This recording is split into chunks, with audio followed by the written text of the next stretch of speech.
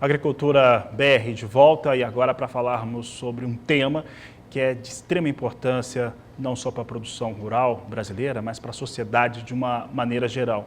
E principalmente sobre um acordo feito no Supremo Tribunal Federal que trouxe algum alívio para uma região, uma micro-região do estado do Mato Grosso do Sul, mais precisamente ali no município de Antônio João. Para falar a respeito deste assunto, nós recebemos em nossos estúdios Luana Ruiz, ela é advogada e ela tem um envolvimento enorme com esse município que eu citei agora, aqui no estado de Mato Grosso do Sul. Então, Luana, eu vou te fazer um questionamento de maneira bem direta, né? Eu quero que você responda como alguém que está na causa desde sempre, desde quando eu te conheço, e também como alguém que é da área de produção naquele município. Qual que é o seu sentimento? Está satisfeita com este cenário? Boa tarde, seja bem-vinda. Boa tarde, Fabiano. Mais uma vez, muito obrigada aqui ao canal do Boi, sempre nos dando essa oportunidade de trazer os esclarecimentos ao produtor rural. E em relação a esse acordo que foi feito no âmbito do Supremo Tribunal Federal no município de Antônio João, foi a causa que me colocou na pauta da questão indígena. O conflito fundiário envolvendo indígenas na propriedade da minha família. Mas não é o que vai me tirar da questão indígena, porque nós conseguimos resolver um caso. Antônio João, Pio Silva, meu avô e os demais proprietários invadidos. Mas nós ainda temos uma causa no Brasil para desatar esses nós.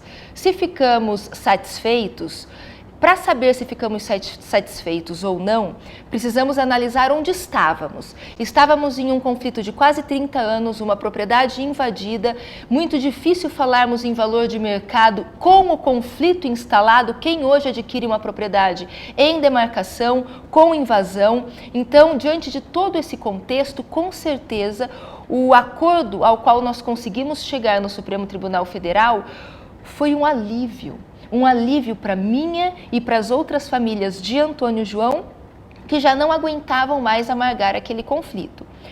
Tem a questão do preço, as pessoas perguntam muito, quanto vocês estão recebendo? O valor da indenização é uma soma, foi feita a avaliação de benfeitorias e a avaliação de terra nua. Na verdade, a terra nua é que foi contexto de acordo mesmo em termos de valor. As benfeitorias teve como parâmetro uma avaliação realizada pela própria FUNAI e no valor total nós estamos ali a 10, 12, 15% do que seria o valor de mercado. E eu repito a pergunta: qual é o valor de mercado de uma propriedade que já estava basicamente aniquilada a possibilidade de comercialização em um ambiente saudável? Então é preciso que haja uma observação de toda a circunstância colocada em Antônio João para dizer se foi bom ou se foi ruim.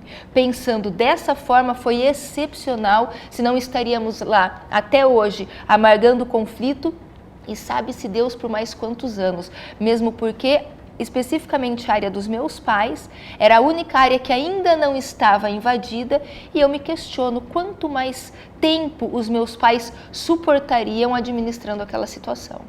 Eu vou fazer um cumprimento público aqui à sua mãe, está dentro do estúdio, e de uma maneira muito corajosa, ela estava na propriedade rural durante esse período todo e é um prazer recebê-la aqui. Ela não está aparecendo, mas ela está nos ouvindo sim. Luana, tem uma coisa que eu sou economista também e tem uma coisa que a gente sempre coloca, é um fator chamado custo de oportunidade. Quando você me fala a respeito do preço da terra nua e como que ela foi trabalhada em Antônio João, uma área sobre risco, eu sei que essa área ela não está sendo avaliada como deveria. Mais do que isso, não é o caso da sua família, talvez, mas de muitas, as que foram invadidas, ao custo de oportunidade se eu estivesse produzindo na totalidade do que a terra poderia gerar. Isso é considerado? Isso é considerado. O que nos aflige, porque quando eu penso no custo da oportunidade no mercado, na realidade normal da ciência da economia, isso é uma situação.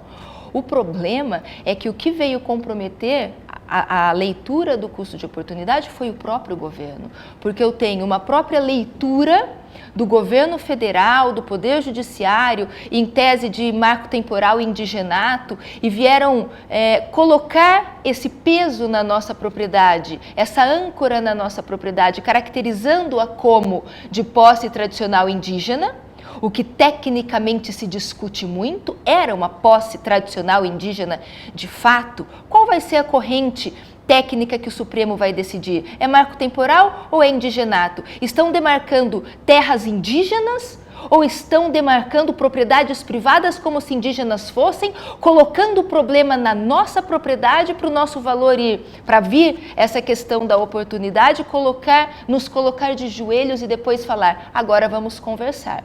Essa é a problemática maior. Por isso que eu digo, não é uma evolução da ciência da economia natural, de mercado, de procura e oferta, questões climáticas, não. É uma questão de uma leitura política, ideológica, jurídica que colocou o problema na nossa região. Mas, diante de todo esse contexto, eu insisto, foi relevante, foi conveniente e eu entendo como tendo sido a melhor solução olhando pelo retrovisor dos 30 anos de conflito.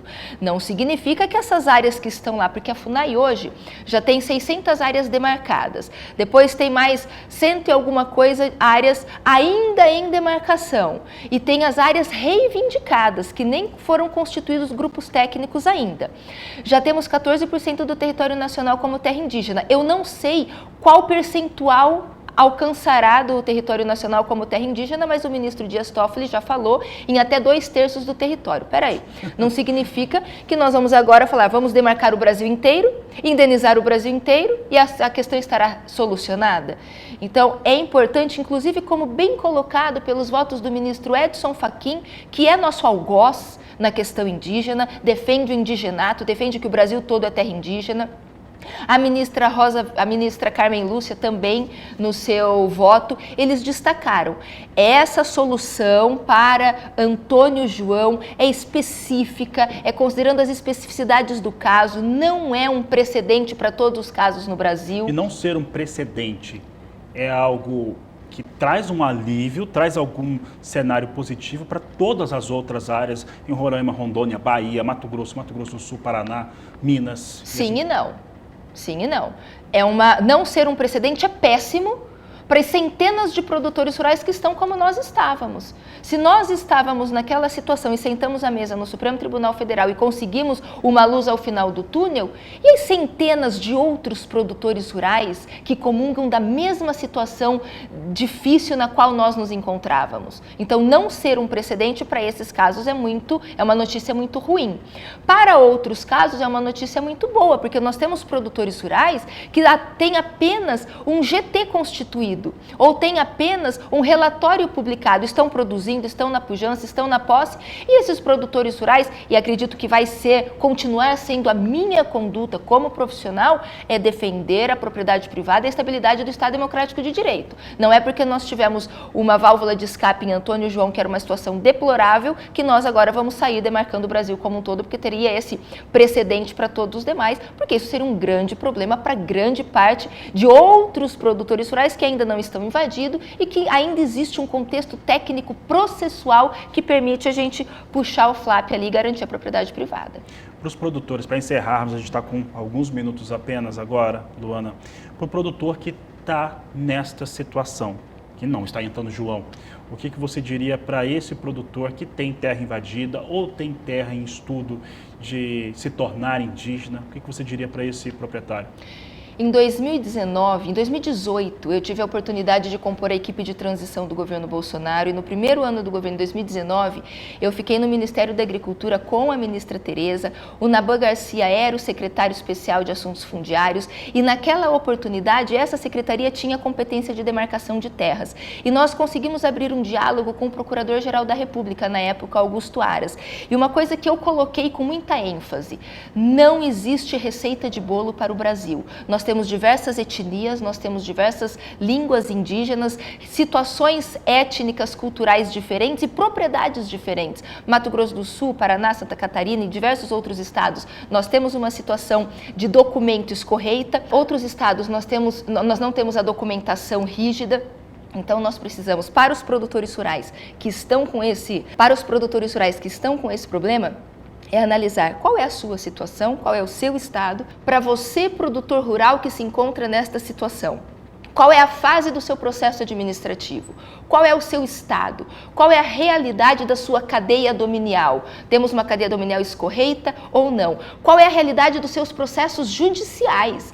Nesse caso, nós tínhamos um mandado de segurança no âmbito do Supremo Tribunal Federal. Você tem processo na primeira instância, no Tribunal Regional Federal, você está no STJ ou no STF. Então, nós precisamos entender os casos concretos, os processos, para depois sabermos como poder chegar a essa solução.